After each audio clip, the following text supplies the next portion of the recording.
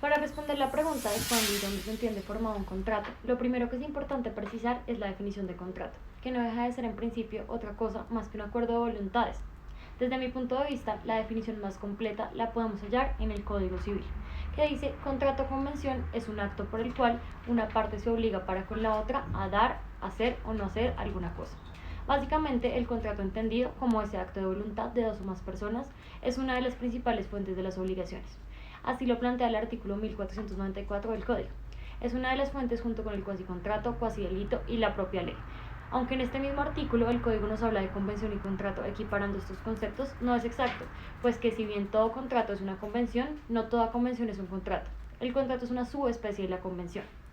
Hay que tener en cuenta la clasificación de los contratos, que se puede decir desde el punto de vista del Código Civil, donde están los contratos bilaterales, gratuitos, onerosos y demás, o desde el punto de vista doctrinal, donde están los nominados y los innominados. Profundizando en la pregunta, el interformativo del consentimiento, este está compuesto de la oferta, comunicación de esta, aceptación, comunicación de la aceptación y reencuentro.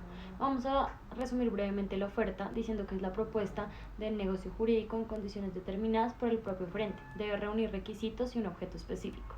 Se puede presentar de forma expresa cuando la oferta se hace por vía escrita u oral. Puede hacerse exponiendo una mercancía en una vitrina indicando el precio. O también puede ser tácita, cualquier acción o actitud sin la intención especial de hacer conocer la voluntad de contratar, pero esa acción ejecutada por el proponente presupone esa voluntad. Ejemplo, el contrato de arrendamiento, cuando el arrendatario se mantiene en el inmueble pese a estar vencido el contrato. Una vez comunicada la respuesta a la oferta, no podrá retractarse el proponente, so pena de indemnizar los perjuicios que cause. Todo esto lo encontramos en el artículo 845 y siguientes del Código. Luego de esto viene la comunicación de la oferta, que no es más que la explicación que le hará el oferente al futuro aceptante. En esto se resume. Seguimos con la aceptación, que quizás sea la parte más importante a la hora de saber cuándo y dónde se realizará el contrato. Esta es la expresión de la intención definitiva del destinatario de celebrar, concluir el contrato en las condiciones previstas. En otras palabras, la aceptación para que dé lugar a la formación del negocio jurídico debe ser idéntica a la propuesta. Cabe resaltar que esta manifestación también puede ser expresa o tácita y debe ser exteriorizada y bien comunicada. Es muy claro que si tanto el destinatario como el oferente están en un mismo lugar y la oferta es aceptada en el mismo momento, será obvio que allí y en ese momento se realizó el contrato. Pero ¿qué pasará cuando el destinatario manifiesta su aceptación y no está presente el oferente?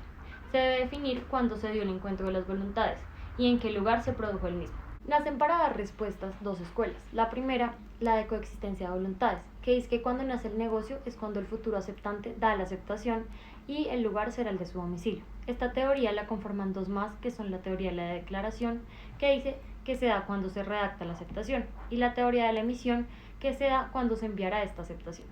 Por otro lado, tenemos la teoría del reconocimiento recíproco, que dice que se entenderá realizado el negocio cuando el oferente reciba la carta de aceptación. A esta teoría le surge una crítica que dice que el oferente decide si la abre o no, quedando a libre arbitrio cuando lo recibe. Para esto surge una teoría que es la de la recepción, que dice que se resumirá la aceptación cuando reciba la carta, independientemente si la abra o no.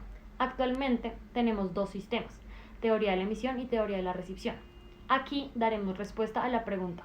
Dividiremos la respuesta primero en el Código Civil. Al revisar el código podríamos decir que taxativamente no nos dice qué teoría aplicar, pero implícitamente podemos ver cómo aplica las dos. Esto lo explicaré primero con el título de contrato de donación, que no se entenderá celebrada sino hasta la notificación de los donatarios. Esto quiere decir que aplica la teoría de la recepción, pero luego vamos al título del mandato, donde el mandatario necesariamente debe conocer de la aceptación, es decir, teoría de la emisión. El código aplica las dos teorías. Los modernos afirman que es un problema de hecho y no de derecho, entonces proponen que se deba buscar criterios para la localización y la celebración del contrato, tiempo y lugar. Nacen la teoría monista y la dualista. La primera, que el cuándo y dónde del contrato se entiendan que van juntos, y la segunda, que el cuándo y el dónde del contrato van por separados, es decir, se forma cuando se envía la aceptación y donde se celebra es donde llega el oferente. Vamos con el Código de Comercio. En el artículo 864 escoge la teoría de la recepción y la monista, coincidiendo el dónde y el cuándo. Se entenderá celebrado en el lugar de residencia del proponente y en el momento en que éste reciba la aceptación de la propuesta. Como podemos ver, el sistema es ambiguo. El legislador ha solucionado este problema de forma muy ambigua, puesto que las dos teorías se pueden ver dependiendo en el caso en concreto.